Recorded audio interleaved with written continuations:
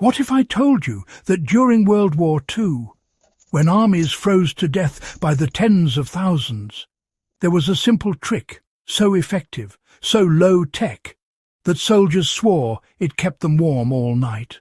No electricity, no fire, no advanced gear, just a sock and a lump of coal. And yet, you've probably never heard of it. Why? Because this trick didn't come from manuals. It didn't come from command. And it definitely didn't come from science textbooks. It came from desperation. Winter in World War II wasn't just cold. It was weaponized. On the Eastern Front, temperatures dropped to -40 degrees. In the Ardennes forest, soldiers froze inside their boots. In Italy's mountains, units slept on stone soaked in ice.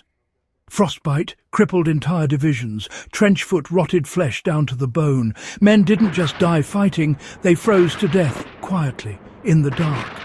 And warmth was more valuable than bullets. Fires were forbidden.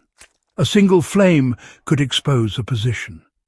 One spark, and artillery followed. Electric heaters, fantasy, chemical warmers, not yet invented. If you wanted to stay warm, you had to outsmart the cold. That's when soldiers began sharing something strange. Not orders, not tactics, whispers.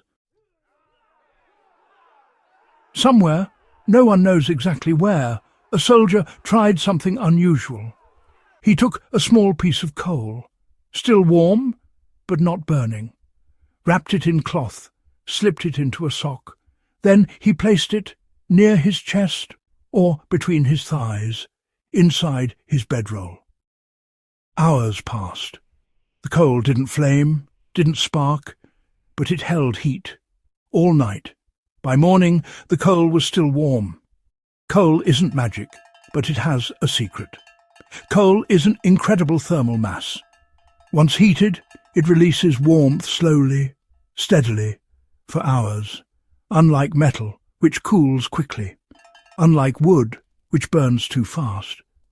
Coal just lingers, and wrapped in cloth, it becomes a primitive heat battery. No smoke, no light, no sound, just warmth. The trick spread the only way real survival knowledge spreads. Not through paperwork, through experience. One soldier survives a freezing night. Another asks how. A sock changes hands. Soon variations appeared. Coal in socks, coal in canteens, coal buried under sleeping positions, even coal swapped midnight between men.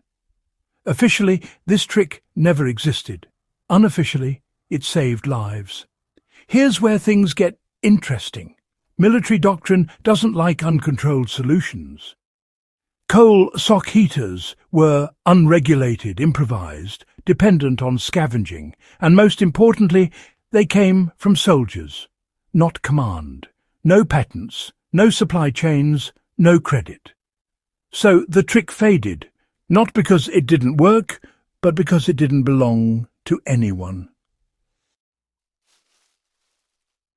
Of course, there were risks. Coal releases carbon monoxide. In enclosed spaces, it could be deadly. But veterans knew something modern readers miss.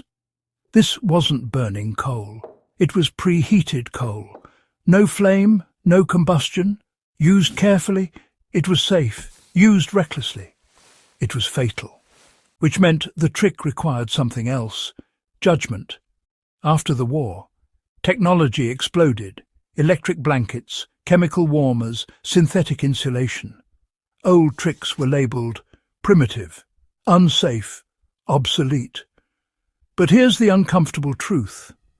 Modern systems fail. Batteries die, fuel runs out, electronics break. Coal still works.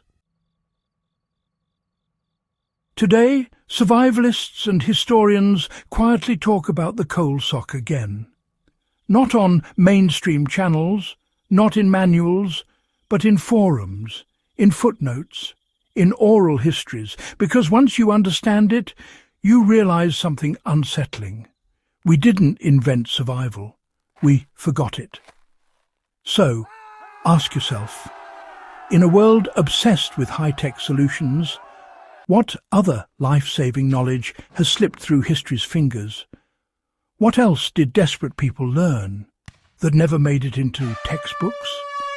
And if things ever go dark again, would you know how to stay warm? History doesn't always forget the useless. Sometimes it forgets the things that work too well. Please subscribe to keep on getting interesting and surprising history. Wind fades, silence,